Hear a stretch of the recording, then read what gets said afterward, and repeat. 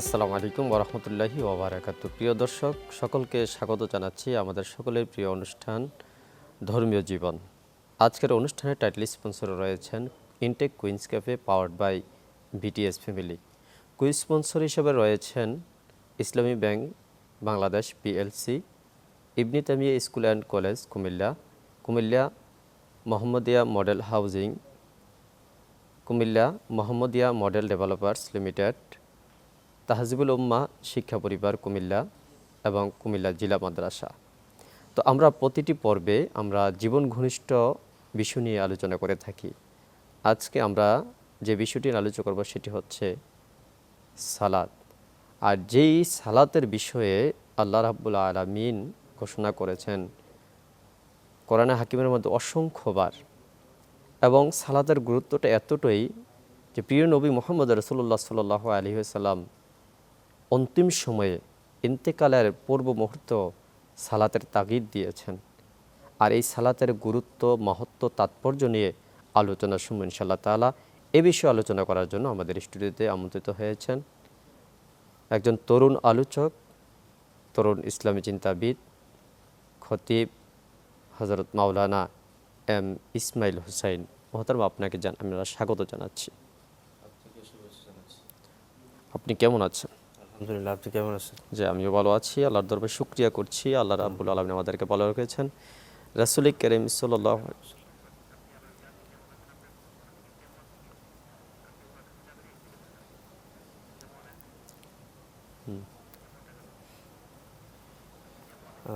আলহামদুলিল্লাহ, ওয়াসসালাতু ওয়াসসালামু আলা রাসূলিল্লাহ। যে আপনি কেমন আছেন? আলহামদুলিল্লাহ ভালো আছি, আপনি কেমন আছেন? জি আলহামদুলিল্লাহ, আমিও ভালো আছি। আল্লাহর দরবারে শুকরিয়া করছি। আল্লাহ রাব্বুল আলামিন আমাদের সকলকে ভালো রেখেছেন। সাথে সাথে রাসূল করিম সাল্লাল্লাহু আলাইহি ওয়াসাল্লামের রূহ মুবারক অসংখ্য দরুদ ও সালাম সাল্লাল্লাহু আলাইহি ওয়াসাল্লাম। এবং যারা ইন্তেকাল করেছেন তাদের জন্য মাগফিরাত কামনা করছি। অনেকে অসুস্থ রয়েছেন, তাদের সুস্থতা কামনা করে, সকলের উত্তরোত্তর মঙ্গল কামনা করে আমরা শুরু করব আমাদের আজকের বিষয়ভিত্তিক আলোচনা।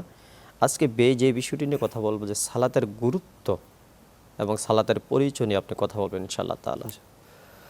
আলহামদুলিল্লাহ, ওয়াসসালাতু ওয়াসসালামু আলা রাসূলিল্লাহ ওয়া আলা আলিহি ওয়া আসহাবিহি ওয়া বারাকা ওয়াসাল্লিম। আল্লাহ তাআলা দরবারে শুকরিয়া আদায় করছি যে আল্লাহ তাআলা আজকের এই আয়োজনে আমাকে কথা বলার সুযোগ করে দিয়েছেন। সাথে সাথে দুরূদ এবং সালাম পেশ করছি রাসূল করিম সাল্লাল্লাহু আলাইহি ওয়াসাল্লামের উপর। সর্বোচ্চ শাহাদাতের মর্যাদা কামনা করছি শহীদদের প্রতি।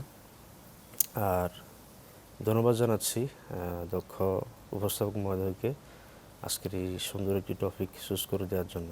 আপনাকে সম্মানিত উপস্থাপক, আপনি আমার কাছে জানতে চেয়েছেন সালাতের গুরুত্ব এবং ফজিলত সম্পর্কে। তো আমরা প্রথমে জেনে নিব সলাত, এটি মূলত একটি আরবি শব্দ। তো সাধারণত মানুষ যেটা মনে করে যে সলাত, যদি জিজ্ঞাসা করা হয় সলাত মানে কি, তখন মানুষ বলে যে নামাজ। মূলত সলাত এটা আরবি শব্দ, আর নামাজ এটা ফার্সি শব্দ। আর সলাতের আবিধানিক অর্থ হচ্ছে দোয়া, ইস্তিগফার, ক্ষমা প্রার্থনা করা। তো এটা আমরা জেনে নিলাম। আর এই সলাতের কথা আল্লাহ তাআলা অসংখ্যবার কোরআনে বলেছেন, যেটা বলা হয় ৮২ বার। তো যতবারই বলেছেন আল্লাহ তাআলা নামাজ আদায় করা, পড়ার চাইতে আল্লাহ তাআলা কায়েম করার বিষয়ে বলেছেন, কিমুস সলাত ওয়া আতুজ যাকাত। তো প্রত্যেক জায়গায় কিন্তু আল্লাহ সালাত কায়েম করার কথা বলেছেন। অর্থাৎ এই কায়েম মানে শুধু নামাজ পড়া মানে হচ্ছে শুধু নিজে পড়া, কিন্তু কায়েম মানে হচ্ছে আপনি নিজে পড়বেন, আপনার পরিবার, আপনার সন্তানাদি, আপনার সমাজ, আপনার রাষ্ট্রের সবাই নামাজ পড়বে। এটা হচ্ছে প্রতিষ্ঠিত হওয়া, কায়েম হওয়া। হযরত জাবের রাদিয়াল্লাহু তাআলা থেকে বর্ণিত, তিনি বললেন রাসূল সাল্লাল্লাহু আলাইহি ওয়াসাল্লাম বলেছেন, আর যেটা তিরমিজিতে আসছে, যে বাইনাল আবদি ও বাইনাল কুফরি তারকুস সলাত, আল্লাহর বান্দা এবং কাফেরের মাঝে পার্থক্য হলো নামাজ। অর্থাৎ আল্লাহর বান্দা সে নামাজ পড়বে, আর যে কাফের সে নামাজ পড়বে না। তাহলে খুব কঠিন কথা। আবার আমরা এই নামাজ পড়লাম, কিন্তু নামাজের কোনো নিয়ম শৃঙ্খলা নেই, সৌন্দর্য নেই, সেই নামাজ আল্লাহ তাআলার কবুল হবে না। তো আল্লাহ তাআলা বলছেন তোমরা নামাজ পড়বা ঠিক, তবে সেটার একটা সময় রয়েছে, যেটা আল্লাহ তাআলা বলেছেন ইন্নাস সলাতা কানাত আলাল মুমিনিনা কিতাবাম মাওকুতা। নিশ্চয়ই নামাজ তোমাদের জন্য নির্দিষ্ট সময়ে ফরজ করা হয়েছে। অর্থাৎ একটা সীমাবদ্ধতা, সীমারেখা বেঁধে দেওয়া হয়েছে, তোমরা এই নামাজটা তখন পড়বা, ওই নামাজটা ওই সময়টাতে ফুটবা। নিজের মতো করে আমাদের দেশে যেটা দেখা যায়, বিশেষ করে মা বোনেরা নামাজ পড়ে আলহামদুলিল্লাহ, কিন্তু দেখা যাচ্ছে জোহর নামাজ পড়তেছে তো সেটা আসর আগে করে পড়তেছে, আবার আসর পড়তেছে তো সেটা মাগরিবের আগে। মানে ওয়াক্তটা ঠিক থাকছে ওয়াক্তটা না, ঠিক থাকছে না। কারণ ওয়াক্ত মতো নামাজ জি, পড়াটা নামাজ একটা পড়াটা ফরজ। যেমন ফরজ, ওয়াক্ত মতো ফরজ, এবং সেটা জামাতের সাথে ফরজ। যারা পুরুষ রয়েছেন আল্লাহ তাআলা যেটা বলছেন যে ওয়ারকাউ মা রাকিন, তোমরা রুকুকারীদের সঙ্গে রুকু করো। অর্থাৎ মুফাসসিরিনে কেরাম এখানে বলতে চাচ্ছেন যে আল্লাহ তাআলা বোঝাতে চাচ্ছেন তোমরা জামাতের সাথে নামাজটা আদায় করো। তাহলে হচ্ছে এই সীমাবদ্ধতা, এই সীমারেখা আমরা যদি মেনে চলতে পারি তাহলেই আসলে আল্লাহর দরবারে আমাদের নামাজ কবুল হবে। না হলে দেখা যাচ্ছে যে আমরা নামাজ পড়তেছি, আবার ঠিকই আমি চুরি করছি, নামাজ পড়ছি, আমি আবার বেপরদাতে থাকছি, আমি নামাজ পড়ছি আবার ভাই বোনের জমির মানে হক বুঝিয়ে দিচ্ছি না। তাহলে আল্লাহ তাআলা যেটা বললেন যে ইন্নাস সালাতা তানহা আনিল ফাহশাই ওয়াল মুনকার, নিশ্চয়ই সালাত তোমাদেরকে অন্যায় মন্দ অশ্লীল কাজ থেকে বিরত রাখবে। তার মানে হচ্ছে আমি যে নামাজ পড়ছি কিন্তু আবার সাথে সাথে সেগুলোও করতেছি, আমার নামাজটা আসলে আল্লাহর দরবারে কবুল হচ্ছে না। এজন্য হচ্ছে এই সীমারেখাকে অতিক্রম না করে আল্লাহ যে সীমা বেঁধে দিয়েছেন যে ওই সময়টাতে তোমরা নামাজটা আদায় করবা, যেটা আমরা নর্মালি জানি যে 3টা সময় নামাজ পড়া হারাম। একটা হচ্ছে সূর্য যখন উদয় হবে তখন নামাজ পড়া হারাম, আবার সূর্য যখন বরাবর মাথার উপরে থাকবে তখনও পড়া হারাম, আবার যখন সূর্য অস্তমিতে যাবে ওই সময়টাতে নামাজ পড়া হারাম। তাহলে এই নামাজটা আমরা পড়বো, আদায় করব, কায়েম করব, সেটা আল্লাহ যেই মানে বিধান দিয়েছেন, যে ওয়াক্ত দিয়েছেন ওই ওয়াক্ত রাসূল সাল্লাল্লাহু আলাইহি ওয়াসাল্লাম যে বলেছেন সেভাবে করতে হবে। কারণ রাসূল সাল্লাল্লাহু আলাইহি ওয়াসাল্লাম বলেই দিয়েছেন যে সল্লু কামা কামা রাআইতুমুনি রাআইতুমুনি উসাল্লি, তোমরা নামাজ পড়ো সেইভাবে যেভাবে আমাকে পড়তে তোমরা দেখেছো। তাহলে তো আমরা তো দেখি নাই। জি, তাহলে ওই রাসূল সাল্লাল্লাহু আলাইহি ওয়াসাল্লাম যেটা বলেছেন যে ইউতলাকু আলা কওলিন নবী সাল্লাল্লাহু আলাইহি ওয়াসাল্লাম কওলিহি ওয়া ফিআলিহি ওয়া তাকরিরিহি, রাসূল সাল্লাল্লাহু আলাইহি ওয়াসাল্লামের কথা কাজ মনোসমত সাহাবীরা যেটা করেছেন রাসূল সমর্থন দিয়েছেন। অর্থাৎ ওই হাদিসে সেই বিষয়গুলো রাসূল সাল্লাল্লাহু আলাইহি ওয়াসাল্লাম বলে দিয়েছেন। সাহাবা একরাম পরবর্তীতে মুতাকাদ্দিমিন মুতাআখিরিন সালফুস সালেহিন তাদের মাধ্যমে দিয়ে আমরা নামাজটা শিখেছি। তাহলে সেটা দ্বারা অব্যাহত রেখে আমরা যদি নামাজটা আদায় করি তাহলে আল্লাহ তাআলা সেটা কবুল করে নেবেন। আচ্ছা, একজন মুসলিম যে মানে নামাজ সালাত আদায় করলো তার উদাহরণটা কেমন হতে পারে? জি, সেই উদাহরণটা চমৎকারভাবে রাসূল সাল্লাল্লাহু আলাইহি ওয়াসাল্লাম বলেছেন, যেটা মুসলিম শরীফে আসছে, হযরত আবু হুরায়রা থেকে বর্ণিত। রাসূল সাল্লাল্লাহু আলাইহি ওয়াসাল্লাম বললেন, যদি তোমাদের বাড়ির সামনে তোমরা দেখো একটা প্রবাহমান নদী রয়েছে, তোমরা যদি সেই নদীতে মানে 5 বার গোসল করো তাহলে তোমাদের শরীরে কি আর মানে কোনো ময়লা থাকতে পারে কিনা? তো সাহাবা একরাম বললেন, না হুজুর 5 বার কেন, একবার করলেও তো ময়লা পরিষ্কার। তাহলে রাসূল সাল্লাল্লাহু আলাইহি ওয়াসাল্লাম বললেন, শোনো, তাহলে যে ব্যক্তি 5 বার ওই প্রবাহমান নদীতে যদি গোসল করে তার গায়ে যেমন কোনো ময়লা থাকে না, কোনো আল্লাহর বান্দা আমার কোনো যদি 5 ওয়াক্ত নামাজ জামাতের সাথে হক আদায় করে সঠিকভাবে পালন করে, আল্লাহ তাআলা তার শরীরে সকল গুনাহকে মুছে দিবেন, ওই ময়লার মতো দূর করে দিবেন। সুবহানাল্লাহ।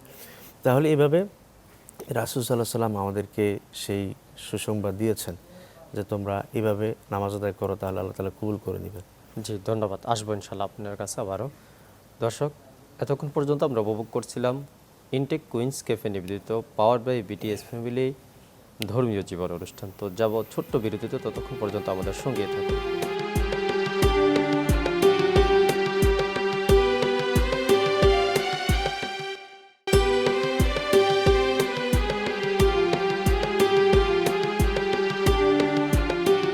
আসসালামু আলাইকুম রহমতুল্লাহি ওবারাকাতু। প্রিয় দর্শক, আমরা আবারও ফিরে এলাম বিরতির পর সকলের প্রিয় চ্যানেল 24-এর অনন্য আয়োজন ধর্মীয় জীবন অনুষ্ঠানে।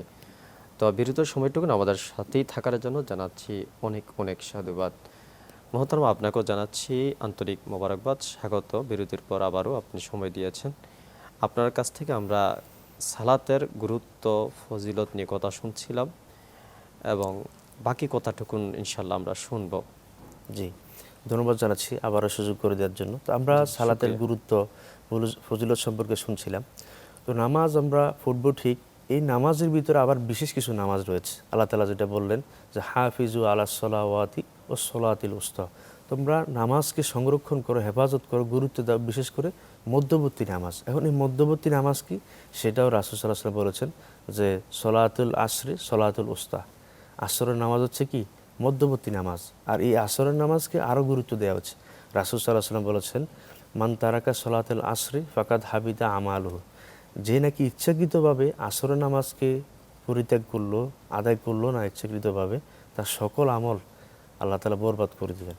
নাউযুবিল্লাহ। তাহলে এত কঠিন কথা, অর্থাৎ আল্লাহ তাআলা পরীক্ষা করতে চাচ্ছেন, তুমি তোমার ব্যস্ততার জীবনে তুমি সেই সময়টা কি মানে ক্লান্তিতে ভুগে তুমি কি শুয়ে আসো, সেই মুহূর্তে কি তুমি আল্লাহর কথা স্মরণ করছো কিনা, তুমি তোমার বাস্তবতার জীবন দেখিয়ে মানে ব্যস্ততা দেখাচ্ছ, সেই মুহূর্তে আল্লাহকে ভোলা যাবে না।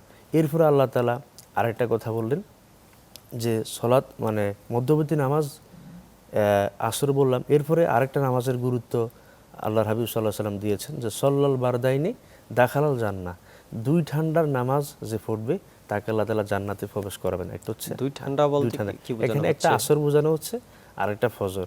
তো এখানে আবার রাসূল সাল্লাল্লাহু আলাইহি সাল্লাম এটাও বললেন যে যারা মুনাফিক তাদের জন্য দুইটা নামাজ অনেক বেশি কঠিন, একটা হচ্ছে ফজর আর একটা হচ্ছে এশার। আর মুনাফিক যারা হবে তাদের পরিণতি অনেক কঠিন, সেটা আল্লাহ বললেন ইন্নাল মুনাফিকিনা ফিদ্দারকিল আসফালি মিনান নার। নিচে যারা মুনাফিক হবে তারা হচ্ছে যে জাহান্নামের সর্বনিম্ন যে স্তর সেখানে তারা থাকবে। অর্থাৎ মুনাফিক সে কাফের, তারপর ইহুদি খ্রিস্টান, তার চাইতে অনেক বেশি জঘন্য আল্লাহর কাছে ঘৃণিত ব্যক্তি। অর্থাৎ যে ব্যক্তি অলসতা করবে নামাজ পড়তে গিয়ে, অথবা হুকুম আকামগুলা খুবই ঢিলেঢালাভাবে মানলো, একটা করলো অজুহাত তো আরেকটা থাকবে। করলো না, এই জন্য আল্লাহ তাআলা বলে দিয়েছেন। তাহলে আবার এই যে আমরা যে কথাগুলো বললাম, আমরা শুরুতে বলেছি যে সালাত মানে হচ্ছে দোয়া, সে দোয়া কিন্তু আল্লাহ তাআলার হাবিব সাল্লাল্লাহু আলাইহি সাল্লাম আমাদেরকে হাদিসে শিখিয়েছেন। রাসূল সাল্লাল্লাহু আলাইহি সাল্লাম বললেন, যেটা মিশকাত শরীফ এবং মুসলিম শরীফে আসছে, যে দুই সেজদার মাঝখানে তোমরা একটা দোয়া করবা, সেটা কি আল্লাহুম্মা ফিরলি ওয়ারহামনি ওয়াহদিনি ওয়াআফিনি ওয়ারজুকনি। কত সুন্দর দোয়া। আমরা দুই সালাম ফিরানোর পরেই দোয়া করার জন্য ব্যস্ত হয়ে পড়ি, কিন্তু আমাকে নামাজের ভিতরে আল্লাহর হাবিব সাল্লাল্লাহু আলাইহি সাল্লাম দোয়া শিখিয়েছেন। সেটা কি আল্লাহুম্মা ফিরলি, হে আল্লাহ আপনি আমাকে ক্ষমা করেন, ওয়ারহামনি আপনি আমাকে রহম করেন, ওয়াহদিনি আপনি আমাকে হেদায়েত দান করেন, ওয়াআফিনি আপনি আমাকে সুস্থতা দান করেন, ওয়ারজুকনি আপনি আমাদেরকে রিজিক দান করেন। সুবহানাল্লাহ। তাহলে কত গুরুত্বপূর্ণ কথা। তাহলে এই দোয়াগুলো আমরা করতে পারি, সলাৎ যে দোয়া বলা হলো। এরপরে আমরা রুকু থেকে উঠার পরে একটা দোয়া পড়তে পারি, খুবই ফজিলতপূর্ণ, যেটা বুখারীতে আসছে। রাসূল সাল্লাল্লাহু আলাইহি সাল্লাম তিনি রুকুতে যাচ্ছিলেন, রুকু থেকে দাঁড়াবার পরে হঠাৎ পিছন থেকে একজন সাহাবা রাসূল সাল্লাম বললেন যে সামি আল্লাহু লিমান হামিদা, তারপরে বললেন রব্বানা লাকাল হামদ। একজন সাহাবা পিছন থেকে বাড়িয়ে বললেন যে হামদান কাসিরান তয়্যিবান মুবারাকান ফিহি। তো রাসূল সাল্লাল্লাহু আলাইহি সাল্লাম নামাজে সালাম ফিরালেন, ফিরে জিজ্ঞাসা করলেন যে রুকু থেকে দাঁড়াবার পরে এই যে বাড়তি কথাগুলো বলেছো, এগুলো তো আমি শিখাইনি, এগুলো কোথায় পেলা? তখন সে বললো যে ইয়া রাসূলুল্লাহ সাল্লাল্লাহু আলাইহি সাল্লাম, আমি আল্লাহর প্রশংসা বেশি বেশি করতে মন চায়, সেজন্য কথাগুলো বলেছি। তো রাসূল সাল্লাম বললেন, ভয় পাওয়ার কোনো কারণ নেই, তুমি যখন এই কথাগুলা আল্লাহর প্রশংসা করতে গিয়ে এই কথাগুলো বলেছ, তখন আমাকে দেখানো হচ্ছে, আমি দেখতে পেয়েছি যে 30 জনেরও বেশি ফেরেশতা তোমার আমল নামা নিয়ে টানাটানি করছে, যে তোমার আমল নামায় কে কত বেশি নেক লিখে দিতে পারে। মানে ফেরেশতারা প্রতিযোগিতা প্রতিযোগিতা লেগে লেগেছে। গেছে তাহলে কে হচ্ছে কত আমল লিখবে। জি জি, কারণ আমল তার ফেরেশতারা দিতে পারবে না, লিখতে পারবে। লিখতে থাকবে। তাহলে হচ্ছে আমরা যদি ওই যে রুকু করা, আল্লাহ যেটা বলেছেন ওয়ারকাউ মা রাকিন, তোমরা রুকুকারদের সঙ্গে রুকু করো, তোমরা রুকু করো, সিজদা করো। আর তোমরা যখন সিজদা করবা ওয়াসজুদ ওয়াক্তারিব, বান্দা যখন সিজদা করে তখন আল্লাহর নিকটবর্তী কাছের লোক হয়ে যায়, কাছাকাছি চলে যায়। সর্বশেষ যদি আমরা বলি, রাসূল সাল্লাল্লাহু আলাইহি সাল্লাম আমাদেরকে মৃত্যুর পূর্ব মুহূর্তেও কিন্তু সলাতের গুরুত্ব দিয়ে গেছেন, যা সলাত আর সলাত ওমা মালাকাত আইমানুকুম, যে আমার উম্মতেরা নামাজ নামাজ, আর তোমাদের অধীনস্থ যারা আছে তাদের বিষয়ে তোমরা খেয়াল রাখবা। আর নামাজের না পড়লে যে কি শাস্তি, সে কঠিন হুঁশিয়ারি কিন্তু আল্লাহ তাআলা দিয়ে দিয়েছেন, যেটা আল্লাহ তাআলা সূরা মুদ্দাসসিরে বলেছেন 40 থেকে 44 নম্বর আয়াতে, যে ইয়াতাসাআলুনা আনিল মুজরিমিন মা সালাকাকুম ফি সাকার ক্বালু লাম নাকু মিনাল মুসাল্লিন ওয়ালাম নাকু নুতঈমুল মিসকিন। অর্থাৎ জান্নাতীরা জাহান্নামীদেরকে প্রশ্ন করবে যে আজকে এই দিনে তোমরা কেন জাহান্নামে আসলা, তোমরা তো আমাদেরই একই পাড়াতে বসবাস করতা, কাছাকাছি ছিলা, আজকে আমরা জান্নাতে তোমরা কেন জাহান্নামে? তখন তারা বলবে লাম নাকু মিনাল মুসাল্লিন, আমরা নামাজে ছিলাম না, আর ওয়ালাম নাকু নুতঈমুল মিসকিন, আমরা মিসকিনদেরকে খেতে দিতাম না, যারা খেতে দিত তাদেরকে আমরা উৎসাহিত করতাম না। তাহলে হচ্ছে এই যে কঠিন কথা, এই নামাজ যদি আমরা আদায় না করি, কায়েম করার চেষ্টা না করি, তাহলে হচ্ছে আমরা আল্লাহর কাছে ব্যক্তি নিজে এবং আমি আল্লাহর কাছে জবাবদিহিতা করতে হবে যে আমি কেন নিজে আদায় করলাম না এবং কায়েম করার জন্য আমি চেষ্টা করলাম না। জি, তারপরে শুনবো। যেহেতু এই যে আমরা নামাজে যে ফজিলটুকু বললাম, এখন আমি নামাজ পড়লাম কিন্তু সেটা আমার সহি শুদ্ধ হলো না। আল্লাহ তাআলা কিন্তু ভরি ভরি কোটি কোটি নেক আমল চান, আল্লাহ চান উত্তম আমল, যেটা আল্লাহ তাআলা সূরা মুলকের শুরুতে বললেন, আল্লাহ জি খলাকাল মাউতা ওয়াল হায়াতা লিয়াবলুয়াকুম আইয়ুকুম আহসানু আমালা, যে হে মানুষ এবং জিন, তোমাদেরকে আমি মৃত্যু এবং জীবন এই জন্য দান করেছি, আমি তোমাদেরকে পরীক্ষা করতে চাই তোমরা কে কত সুন্দর নেক আমল নিয়ে আমার সামনে উপস্থাপন হতে পারো, দাঁড়াতে পারো। তাহলে সেটা আল্লাহ তাআলা চেক করছেন। এখন আমরা নামাজ পড়ছি কিন্তু নামাজের কোনো নামাজ পড়ে দাড়ি চুলকাচ্ছি, নামাজে সার এদিক সেদিক তাকাচ্ছি, আবার নামাজ পড়ছি তো আমি সেই নামাজে খুশুগুজু নেই, খুশুগুজু নেই। অর্থাৎ নামাজে আমি যে দাঁড়াচ্ছি, আমি শুরুতে কি বলবো, শেষে কি করব, বা আমার সবগুলা হুকুম আকামগুলা, রুকু সেজদাগুলো হক আদায় করে হচ্ছে কিনা, সেই বিষয়ে কিন্তু আমার কোনো খোঁজ খবর নেই। তো দেখা যাচ্ছে যে নামাজের যে ভুল পদ্ধতি আমার দেশে চলছে, রাসূল সাল্লাল্লাহু আলাইহি ওয়াসাল্লাম যেটা বললেন যে তোমরা নামাজ শুরু করবা, সালাত শুরু করবা তাকবীর দিয়ে আর শেষ করবা সালাম দিয়ে। কিন্তু আমরা বাধ্যতামূলক করে দিচ্ছি যে নামাজের শুরুতে আমরা নিয়ত করছি, জোরে জোরে নিয়ত পড়ছি, এরপরে আমরা নামাজের সালাম ফিরানোর পরে আবার সাথে সাথে আমরা মুনাজাত দিচ্ছি। তো আসলে রাসূল সাল্লাল্লাহু আলাইহি ওয়াসাল্লাম সেটা শিখাননি। রাসূল সাল্লাল্লাহু বলেছেন তোমরা তাকবীর দিয়ে নামাজ শুরু করবা, এর আগে কোনো নামাজের অংশ নেই, আর তোমরা সালাম দিয়ে নামাজ শেষ করবা, এরপরে তোমার সাথে আর নামাজের কোনো অংশ নেই, তোমরা মাসুম দোয়াগুলা পড়বা, এরপরে আল্লাহর কাছে ব্যক্তিগতভাবে তোমরা দোয়া করবা। তাহলে হচ্ছে আল্লাহর কাছে সেই আমলগুলো অনেক বেশি, যেমন আল্লাহ রাসূল সাল্লাল্লাহু আলাইহি ওয়াসাল্লাম বলেছেন, এটা বলেছেন যে আল্লাহু আকবার বলেছেন, আস্তাগফিরুল্লাহ আস্তাগফিরুল্লাহ আস্তাগফিরুল্লাহ বলে আবার আয়াতুল কুরসি পড়েছেন। জি, এই বিষয়ে যে হাদিসটা আসছে, রাসূল সাল্লাল্লাহু আলাইহি ওয়াসাল্লাম সাহাবা একরাম বলতেন, আমরা অনেক সময় রাসূল সালাম ফিরালে আমরা শুনতাম না নামাজে শেষ হয়েছে, কিন্তু তিনি যখন জোরে আল্লাহু আকবার বলতেন সালাম ফিরানোর পরে, তখনই আমরা বুঝতাম আসলে নামাজটা শেষ হয়েছে। তার মানে এখান থেকে বোঝা যাচ্ছে সাথে সাথে মুনাজাত না দিয়ে আমরা একবার আল্লাহু আকবার বলবো, এরপরে আস্তাগফিরুল্লাহ আস্তাগফিরুল্লাহ 3 বার বলতে পারি, তাসবিহগুলো আদায় করতে পারি, এরপরে আয়াতুল কুরসি পড়ব। জি, আয়াতুল কুরসি আছে, সাইয়্যিদুল ইস্তিগফার, যে মাসুম দোয়াগুলো রয়েছে আমরা সেগুলো আদায় করতে পারি। তাহলে আমাদের সালাত পরিপূর্ণতাভাবে আল্লাহর কাছে কবুল হবে। তাহলে বেদাত মুক্ত আমল যদি আমরা করতে না পারি, তাহলে হচ্ছে এই সালাত আল্লাহর দরবারে কবুল হবে না। এই সালাতই আমাকে জাহান্নামে নিবে, যেটা আল্লাহ বলছেন ফাওয়াইলুল লিল মুসাল্লিন আল্লাযিনা হুম আন সালাতিহিম সাহুন আল্লাযিনা হুম ইউরাউন, যে লোক দেখানোর জন্য নামাজ পড়া বা কোনো রকম মানে পড়ার জন্য পড়া, না পড়লে মানুষ কি বলবে, এরপরে জোহর পড়লাম তো আসর পড়লাম না, 3 ওয়াক্ত পড়লাম তো 5 ওয়াক্ত পড়লাম না, জুমা পড়লাম তো পুরো সপ্তাহে পড়লাম না।